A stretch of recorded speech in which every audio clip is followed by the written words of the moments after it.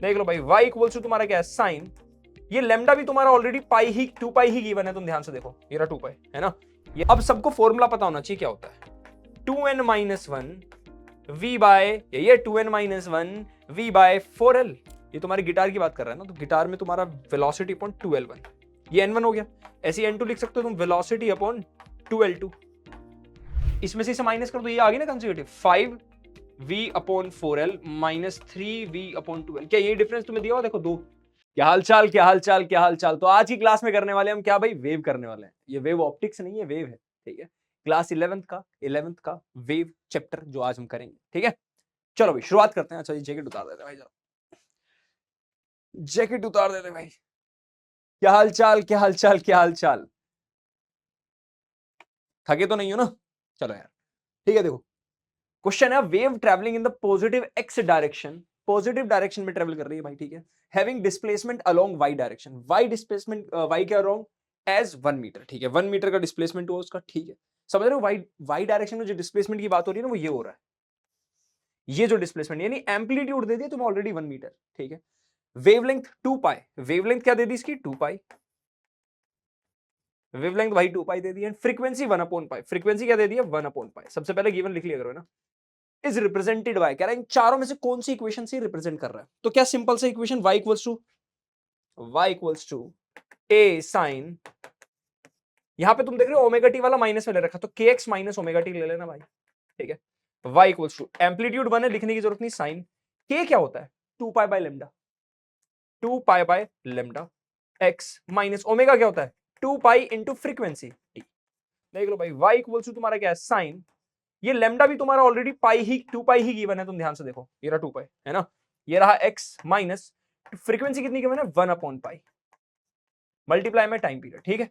देख लो 2 पाई से 2 पाई खत्म, पाई से पाई खत्म, क्या आया भाई, तो y इक्वल्स टू आ गया साइन x माइनस 2t, है कहीं ऑप्शन में देखना जरा, sine x minus 2t, sine x minus 2t, ठीक। अगला क्वेश्चन आपकी स्क्रीन पर ये रहा, कह रहे uniform rope of length l, एक यूनिफॉर्म रोप एक धागा है भाई, लेंथ l का, मास m1 का, वर्टिकली लटकाया हुआ रिजिड सपोर्ट से, a block of mass m2 is attached, एक block of mass m2 is attached to the free end, खाली वाले एंड से अटैच कर दिया, ठीक है।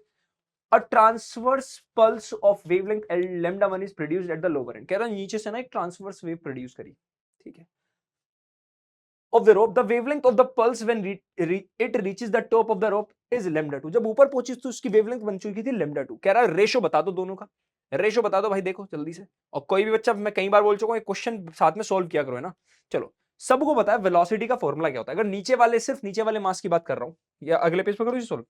चलो वेलोसिटी का फॉर्मूला होता है भाई, अगर v1 की बात करूं, ये तुम्हारा है t अपॉन म्यू, यही होता है, t अपॉन म्यू होता है भाई, देखो पीछे टी अपॉन म्यू ही होता है भाई साहब। चलो क्या टेंशन, यहाँ पे नीचे वाले मास, सिर्फ नीचे वाले मास की बात करो, देखो जो नीचे ऐसे लटका हुआ है ना, नीचे वाला, यहां से वे बने, तो सिर्फ इसकी बात करो, क्या नीचे m2g मानते हो, इक्विलिब्रियम में तो टेंशन इक्वल टू m2g हो जाएगा, t2 sorry m2g upon mu, mass unit length तो सेम है, देख लो भाई। अब जब ऊपर जो वेव पहुंची, वहां वेलोसिटी दोनों मासेस की वजह से, वहां वेलोसिटी दोनों मासेस की वजह से, ये v2 की जगह v1 लिखना था, मैंने गलती से vm वो लिख दिया, ठीक है। देख लो यार, मैंने कुछ गलती तो नहीं करी, देख लो भाई, v1 mg, ठीक है भाई। देख लो अब v2, यहां पे दोनों मास ले लेना, m1 प्लस m2 दोनों ले लेना, साथ में g अपॉन में म्यू, देख लो यही है भाई, कोई दिक्कत परेशानी है। अब हमें पता है वेलोसिटी का फॉर्मूला होता है लैम्डा इनटू फ्रीक्वेंसी, वेलोसिटी का फॉर्मूला होता है लैम्डा इनटू फ्रीक्वेंसी, वैसे लैम्डा अपॉन टी होता है, फ्रीक्वेंसी इसका रेसिप्रोकल होता है टाइम का, तो ये आ गया, ठीक है। देख लो देखो देखो, क्या मैं बोल सकता हूं velocity is directly proportional to lambda, क्योंकि फ्रीक्वेंसी इज कांस्टेंट, सोर्स तो वो चेंज नहीं हुआ ना, तो v1 upon v2 equals to lambda 1 upon lambda 2, सही बात। क्या v1 और v2 की वैल्यू तुम्हें ऑलरेडी दिख रही है, देख लो v1 और v2 की वैल्यू ऑलरेडी तुम्हें दिख रही है भैया, बोलो बोलो बोलो बोलो, देखो कोई दिक्कत परेशानी हो तो देख लो, देखो देखो देखो देखो कैसी बातें यहाँ की, जल्दी देखो भाई, ठीक है। चलो ऊपर मास 1 था, नीचे मास 2 था, इसको हम m2g लिख दिया, सॉरी m2 नहीं लिखना भूल गया था ना, तो इक्वल्स टू आया रूट m2g आया ऊपर, v1 है, और नीचे आया m1 plus m2 g upon में म्यू, यहां भी अपॉन में म्यू था, यहां भी, तो म्यू म्यू कट गया, g से g कट गया, लेकिन हमें ढूंढना है v2 अपॉन v1, अगर तुम इसे रेसिप्रोकल लैम्डा 2 अपॉन लैम्डा 1, अगर तुम इसे रेसिप्रोकल कर रहे हो तो ये भी होगा, तो m1 plus m2 upon m2। हो गया क्वेश्चन। आगे बढ़ते हैं 1 2 3 एंड गो। कह रहा ratio of frequencies of fundamental harmonic, fundamental harmonic बोल दिया क्वेश्चन वाले भैया ने, क्या बोल दिया? फंडामेंटल हार्मोनिक भाई, है ना। फंडामेंटल हार्मोनिक किसकी? Bye open pipe. Open pipe की फंडामेंटल हार्मोनिक होती है तुम्हारी v/2l, देख लो भाई। क्लोज्ड की v/4l होती है, ठीक है।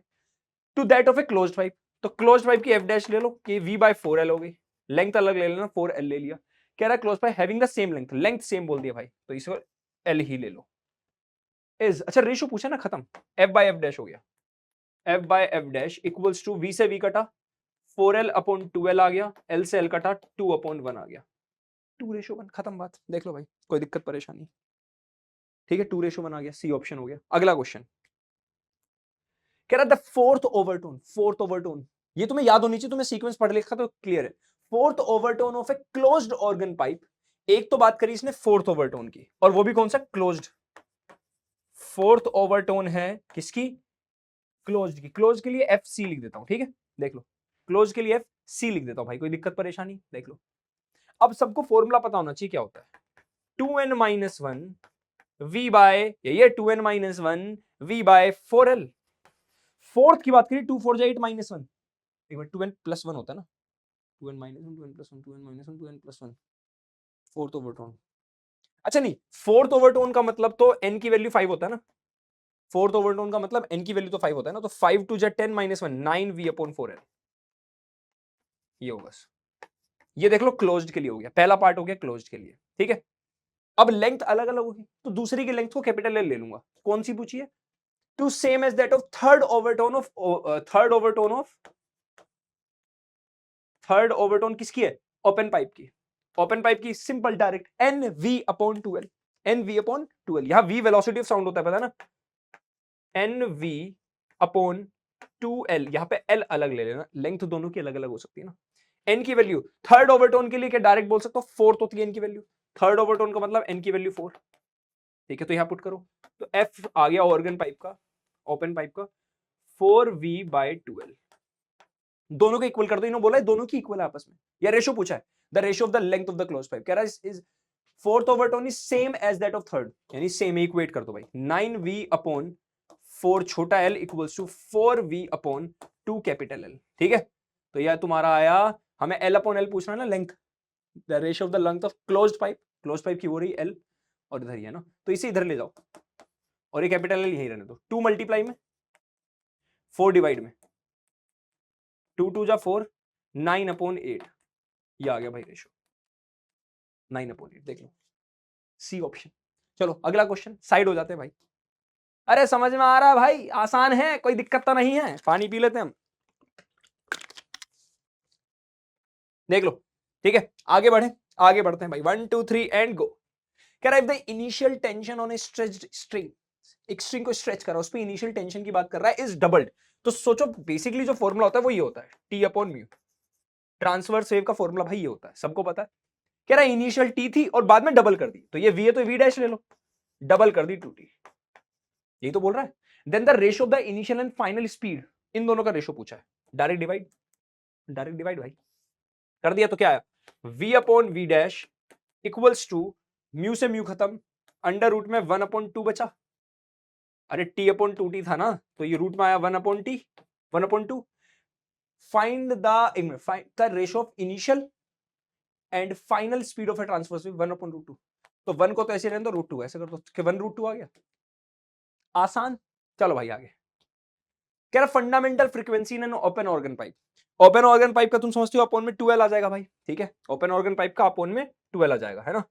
फंडामेंटल है, फंडामेंटल मतलब n की वैल्यू 1, तो ये आया तुम्हारा वेलोसिटी, तुम्हारा फ्रीक्वेंसी आया v/2l, fundamental organ, fundamental open, fundamental open, open की बात हो रही है, देख लो, इज इक्वल, ये फ्रीक्वेंसी इक्वल है, ये किसकी थी, ओपन की, is equal to third harmonic of a closed, third harmonic of closed, third harmonic की बात कर रहा है, third harmonic of closed, close का फॉर्मूला क्या है, 2n है ना, थर्ड हार्मोनिक ऑफ क्लोज पूछ रहा है ना, 2n-1, थर्ड 2 3 6 3, क्लोज ही पूछ रहा है, थर्ड हार्मोनिक, तो डायरेक्ट आ गया तुम्हारा 3v बाय, थर्ड हार्मोनिक है ना, तो यहाँ पे 3 आ जाएगा, 3v bye 4l, 3v bye भाई 4l। l तुम्हें अलग लेनी पड़ेगी, लेंथ नहीं बताई ना इन्होंने, तो l अलग लेनी पड़ेगी। ये किसकी है? थर्ड हार्मोनिक, थर्ड हार्मोनिक, ठीक है।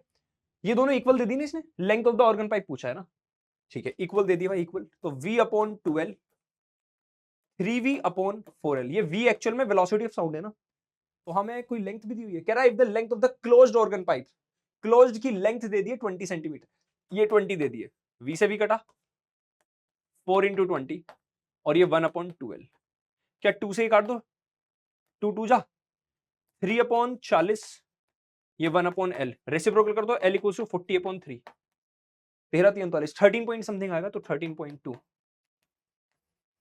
साइड हो गई, स्क्रीनशॉट लो। आगे बढ़े, क्वेश्चन जल्दी जल्दी करते रहो, बढ़िया, ज्यादा क्वेश्चन लगाओ जितने, ठीक है।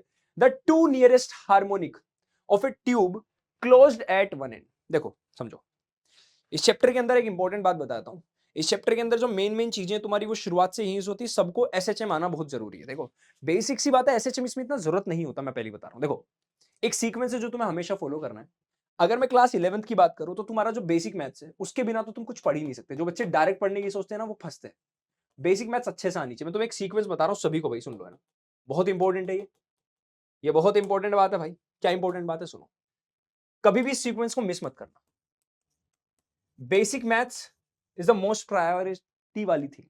इसके बाद वेक्टर इसमें इंक्लूड करते हैं, पर मैं अलग से बता रहा हूं। इसके बाद वेक्टर, इसके बाद एक्चुअल में फिजिक्स शुरुआत होती है।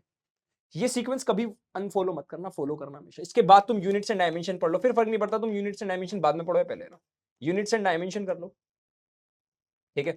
इसके बाद तुम मोशन वाले यानी काइनेमेटिक्स कर लो, पूरी है ना, मोशन कर लो, motion in straight line, motion in plane, NLM, work, power, energy, rotation, rotation से पहले सेंटर ऑफ मास अलग से पढ़ लेना है, साथ में पढ़ लेना, ठीक है। अब बच्चे गलती क्या करते हैं, कभी कभी डायरेक्ट, इवन कुछ स्कूल्स में एसएचएम और वेव्स कराया नहीं जाता, लिटरली मेरे साथ हुआ था। तो बच्चे ना एसएचएम और वेव्स को हल्के में ले लेते हैं, स्किप कर देते हैं। अब बहुत बच्चों को एसएचएम का पता ही नहीं है, ऑसिलेशन चैप्टर की बात हो रही है, ऑसिलेशन की बात हो रही है। तो बच्चे गड़बड़ करते हैं कि भैया ऑसिलेशन क्या ही पढ़ना, ठीक है। क्लास 12th के अंदर तुम्हारा चैप्टर आता है एसी, ऑल्टरनेटिंग करंट, किसी को समझ में नहीं आता। इसमें एक इक्वेशन यूज होती है करंट की, ईएमएफ की, E not sine omega T plus 5 लिख दो, ये इक्वेशन यूज होती है।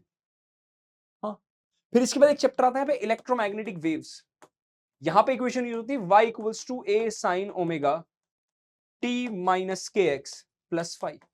किसी को पता ही नहीं है के क्या है, और जबकि हमने तो पढ़ लिया 2 पाई बाय लैम्डा, हम तो पढ़ चुके हैं, लेकिन वहां किसी को पता नहीं होता, तो बच्चे रट लेते हैं। फिर इसके बाद आता है वेव ऑप्टिक्स। वेव ऑप्टिक्स के अंदर तुम्हारा आता है इंटरफेरेंस। इंटरफेरेंस के अंदर जब दो वेव्स आपस में सुपर इंपोज करती हैं, इंटरफेरेंस होता है, एक नया एम्पलीट्यूड आता है। जबकि एम्पलीट्यूड और इंटेंसिटी हम कहां पढ़ लेते हैं, क्लास 11th में। सोचो जिस बच्चे ने ये सब चीजें नहीं पढ़ी, जिस बच्चे ने एसएचएम नहीं पढ़ा, उसे क्या पता इक्वेशन कहां से आई है। जिस बच्चे ने वेव्स नहीं पढ़ा, उसे क्या पता इंटेंसिटी ज्यादा होना कम होना है, कहीं पे ज्यादा साउंड कहीं पे कम साउंड, उसे क्या पता रिफ्लेक्शन ऑफ वेव्स क्या होता है, उसे क्या पता। तो ये गलती कोई बच्चा मत करना। बहुत सारे बच्चे, मैं बता रहा हूं 90% बच्चे 11th में होते हुए इन चैप्टर्स को स्पेशली इग्नोर कर देते हैं, इन दोनों को। और मैं तो बताऊं बहुत सारी चीजें रिलेट करती है। तुम्हारा हीट ट्रांसफर है ना, उसके अंदर तुमने पढ़ा होगा, जब सीरीज में कोई कंडक्टिंग रोड होती है तो उसके अंदर सीरीज पैरेलल के कनेक्शन देखे होंगे तुमने। वो सारे क्वेश्चन तुम्हारे क्लास 12th में तो यूज होने इलेक्ट्रिसिटी चैप्टर में, करंट इलेक्ट्रिसिटी में, सीरीज पैरेलल के सर्किट्स। हाँ, सेम ग्रेविटेशन जो नहीं पढ़ता, ग्रेविटेशन का बहुत सा, एक्चुअल में ग्रेविटेशन बहुत जगह तो पढ़ाया ही नहीं जाता 11th में, बहुत सारे टीचर, क्योंकि 12th के दो चैप्टर इलेक्ट्रोस्टैटिक्स, मैग्नेटिज्म, ठीक है, वहां की कुछ सारी चीजें यहाँ पे यूज होती है। तो मैं इसलिए कह रहा हूं कोई भी बच्चा सीक्वेंस प्लीज मिस मत करना, स्पेशली कौन सा वाला, फिजिक्स का कोई सीक्वेंस मिस मत करना। चलो सीक्वेंस तुमने मिस कर भी दिया सेकंड बुक में, सेकंड बुक में ऑल्दो इतना ज्यादा सीक्वेंस मैटर नहीं करता, पर फिर भी इंपॉर्टेंट है। एसएचएम और वेव्स तो भैया साथ में करना ही करना, और एसएचएम वेव्स को हल्के में मत लेना, मैं पहले ही बता रहा हूं, ठीक है। चलो आगे अगले क्वेश्चन पे आते हैं। कह रहा to nearest harmonic of a unit, nearest कौन सी होगी, कंसेक्यूटिव, एक के बाद एक है। चलो पढ़ो सही भैया, एक तो यार ये बटन खराब हो गया यार। देखो भाई, क्वेश्चन वाले भैया कह रहे हैं कि जो सबसे नियरेस्ट की हार्मोनिक वेव्स हैं, टू नियरेस्ट हार्मोनिक वेव्स, ठीक, of A tube closed at one and and open at other and, ठीक है, समझ गए ना कौन सी वाली बात हो रही है। देखो ये, ठीक है, इसकी बात हो रही है। ठीक है, एक फ्रीक्वेंसी दे दी 220 हर्ट्ज, एक दे दी 260 हर्ट्ज। ठीक है, देख लिया भाई, और बताओ। तो बेसिकली तुम्हें डायरेक्ट पता है, मान लो फॉर्मूला पता है, F इक्वल्स टू, मैंने बटन बंद कर लिया, 2n+1, ठीक है, velocity of sound upon 2l लिख सकते हैं, सॉरी 4l। अगर मैं बात करूं, अगर 1 डाल दो यहां पे, तो 2 2 जा 1, 2 1 जा 2, 3 vs अपॉन 4l। कंसेक्यूटिव में अगला 2 डाल दो यहां पे इनकी जगह, ये 1 डाला फिर 2 डाल दो, 2 2 जा 4, 5 vs अपॉन 4l। क्या ये दो कंसेक्यूटिव की बात हो रही है? यही है दो कंसेक्यूटिव, 5, क्या यही है दो कंसेक्यूटिव? देख लो भाई, क्या इन दोनों के बीच का डिफरेंस तुम्हें दिया हुआ है? तो ये पुट करता हूं यहाँ पे ना, इसमें से इसे माइनस कर दो, ये आ गई ना consecutive, 5v upon 4l minus 3v upon 2l। क्या ये डिफरेंस तुम्हें दिया हुआ? देखो, 260 माइनस 220 निकाल दिया भाई। चलो सॉल्व करो, यहां से v अपॉन l कॉमन अलग ले लो, बल्कि v अपॉन 4l ले लो। क्या यही फंडामेंटल है? फंडामेंटली पूछी ना, what is the fundamental frequency? v upon 4l is the fundamental ना। बचा क्या? 5 माइनस 3, क्या है बचा? 40, 5 माइनस 3 2, v अपॉन 4l ये फंडामेंटल है, 2 डिवाइड में क्या 20 आ गया यहां से।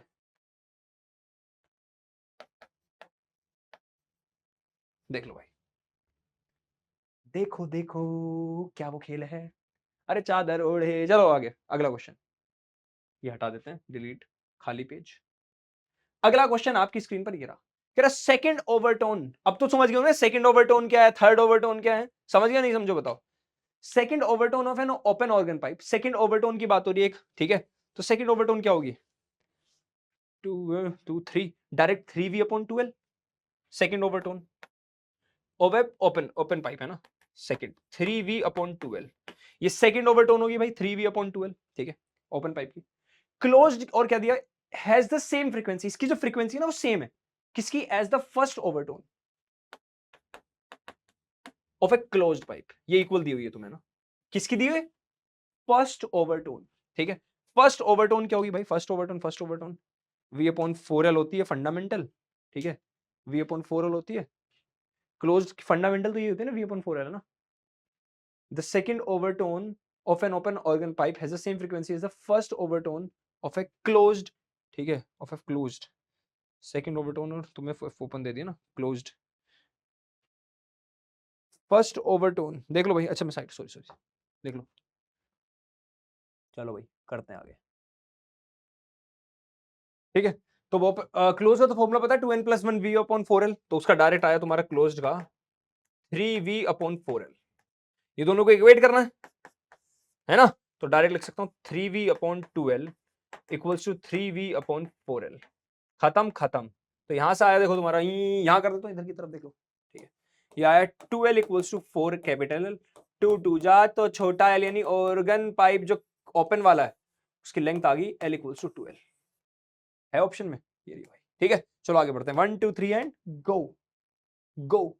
Fundamental frequency of a closed organ pipe, तो v अपॉन 4l, क्लोज्ड की फंडामेंटल क्या होगी? v upon 4l। हाँ भैया, फंडामेंटल क्लोज्ड, फंडामेंटल लिख देते हैं, ठीक है। अब देखो आगे क्या कह रहा है, ऑर्गन पाइप की लेंथ दे दी 20 सेंटीमीटर, 20 चौक 80, v अपॉन 80 आ गया भाई, ठीक है। फर्स्ट इक्वेशन है ये, देख लो, कोई दिक्कत परेशानी देख लो भाई साहब, v अपॉन 80। अब कह रहा है ओपन, कह रहा है इज इक्वल टू द, इसकी frequency is equal to the second overtone of an organ pipe. थोड़ी देर पहले तो लिखा है सेकंड ओवरटोन, लिखा था कहीं तो लिखा था सेकंड ओवरटोन, अभी तो लिखा 3v अपॉन 2l, तो ओपन की आ गई 3v अपॉन 2l। चलो भाई, कह रहा the length of the organ pipe open, इसकी लेंथ पूछ रहा है ये l पूछ रहा है, तो डायरेक्ट इक्वेट करो, fc इक्वल्स टू fo। ये क्या हुआ? fc equals to fo, fo कौन सी? थर्ड। ध्यान रखना है एक्चुअल में इक्वल नहीं होती, इसमें बोला गया है कि इसकी फंडामेंटल इसकी थर्ड ओवरटोन दोनों आपस में इक्वल है, इसलिए मैंने इन दोनों इक्वेट किया ना। तो v upon 80, 3v upon 2l, तो v से v भैया काट दो और 2 से ये काट दो 40, l उधर ले जाओ, 43 जा 120 सेंटीमीटर। ये रहा भाई, देख लो, ठीक है, 120 सेंटीमीटर। क्लियर? आगे बढ़ते हैं भाई, कह रहा था number of possible natural oscillations of air column के natural extension in pipe closed at one end of length 85 centimetre, ठीक है। अब भाई तुम्हारा पाइप एक तरह से बंदा, ठीक है, 85 सेंटीमीटर बोल दिया इसने, और क्या कर सकते हैं, यानी एक तरफ से ओपन एक तरफ से क्लोज्ड, ठीक है, एक तरफ से ओपन एक तरफ से क्लोज्ड, ये बात कर रहा है ना, ठीक है। lie below 1250 hertz. The number of possible natural oscillation of air column in a pipe closed at one end of the length 85 centimeter whose frequencies is below इतना, velocity of sound हमें दे दी इन लोगों ने ना, ठीक है।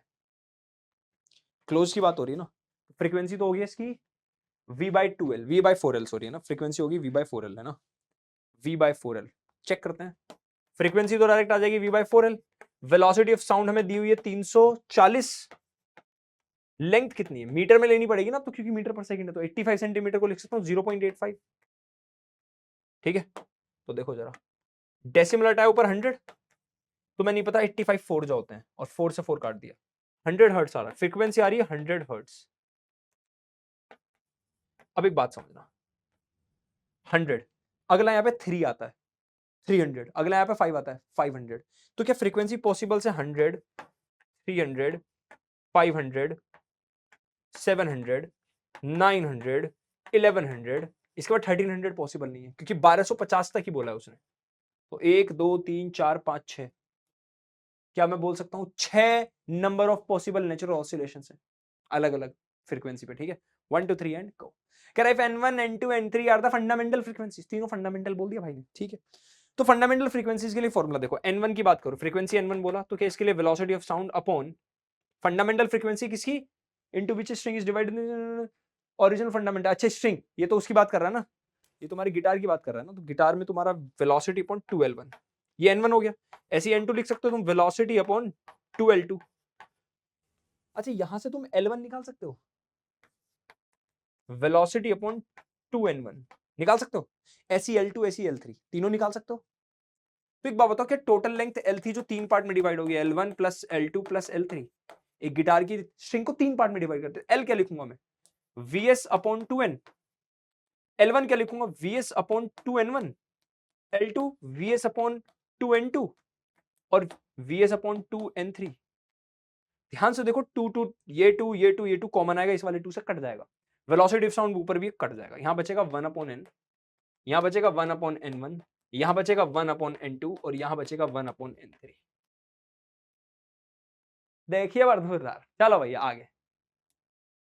कह रहे हैं guitar 2 strings A and be made of same material, same material की बात कर रहे हैं, बीट्स का क्वेश्चन आ गया ना, same material are slightly out of tune, अलग थोड़ी अलग अजीब आवाज आ रही है ना, and produce beats of frequency 6 hertz, 6 hertz की बीट्स।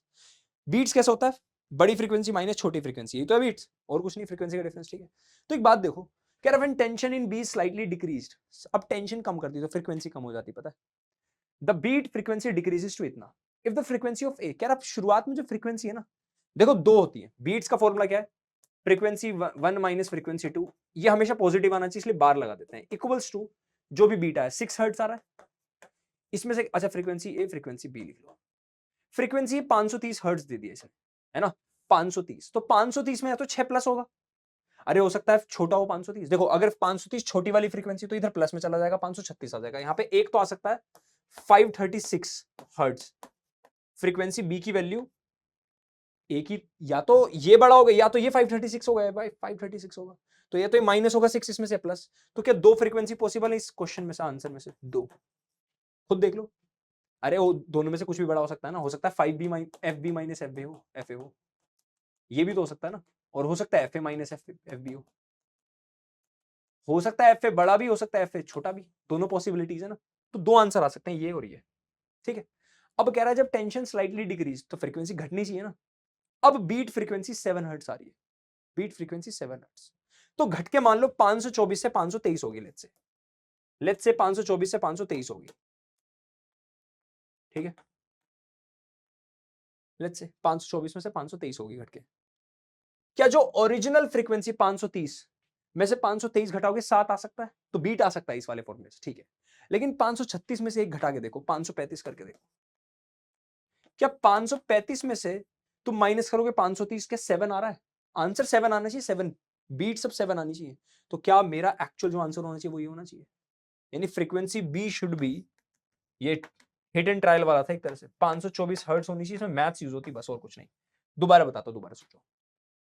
यहां से दो आंसर आ सकते हैं फ्रीक्वेंसी बी के, 524 भी 536 भी, डिपेंड करता है कौन सी बड़ी है। अब मुझे तो ये भी आंसर दिख रहा है, ये भी, दोनों पॉसिबिलिटीज है ना? ठीक है भाई। तो इसने कहा कि अब जब टेंशन घटा दी तो फ्रीक्वेंसी भी घटेगी। मान लो ये 524 से 523 होगी, ये 536 से 535 होगी। कह रहा अब जो नई बीट आई वो 7 आई। 523 और 530 का रिलेशन बना के 7 आ रहा है? आ सकता है। क्या 535 और 530 का रिलेशन बना के 7 आ रहा है? नहीं आ सकता, पॉसिबल ही नहीं है। करके देख लो। इवन तुम मान लो और घटा दो, चलो 500 घटनी है फ्रीक्वेंसी, मान लो 532 कर लो, 535 कुछ भी कर लो, घट के कुछ भी हो जाए, क्या ये दोनों मिलके 7 बना पाएंगे? अब तुम बोलो सर इसे एक काम करो ना, 536 को बना दो सर आप 523, तो 523 तो वापस यही आ जाएगा। तुम देख लो, घटा के तुम वहीं पहुंचोगे 523 पे। तो यानी 524 इज द करेक्ट आंसर है यहां पे। मेरा अगला क्वेश्चन आपकी स्क्रीन पर जेने वाला है, ये रहा। कह रहा 3 sound waves of equal amplitude दे दिया भाई ने, 3 sound waves of equal amplitude दे दिया भाई, ठीक है। हैव फ्रीक्वेंसीज, एक की n-1 है, एक की n है और एक की n+1 है। कह रहा 3 साउंड वेव्स इक्वल एम्पलीट्यूड की, तीनों की फ्रीक्वेंसी अलग अलग है। कोहेरेंट सोर्सेज हैं क्या? नहीं। पता है ना कोहेरेंट सोर्सेज क्या होते हैं? Same frequency same phase but can not but be of different amplitude हो सकता है। कह रहा they superimpose to give beats, ये बीट दे रही है अलग अलग, ठीक है। The number of beats produced per second. तो बीट्स बेसिकली क्या होता है भाई?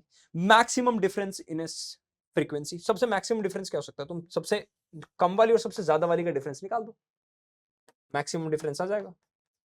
यहीं से तो बीट्स पता चलेगी। कैसे, कितना आया? तो क्या n+1 में से माइनस कर दूं n-1, कितना आ जाएगा? ये माइनस ये प्लस हो जाएगा, n से n कट जाएगा तो 2 आ रहा है, 2 खत्म। अगला 1 2 3 इनको। ओए तो भाई साहब ये थे तुम्हारे वेव्स के क्वेश्चन, ठीक है। चलो मिलते हैं तुमसे मोस्ट प्रोबेबली अगली क्लास में, ठीक है। तब तक के लिए टाटा बाय बाय, रिवीजन करते रहो, पढ़ते रहो भाई, है ना।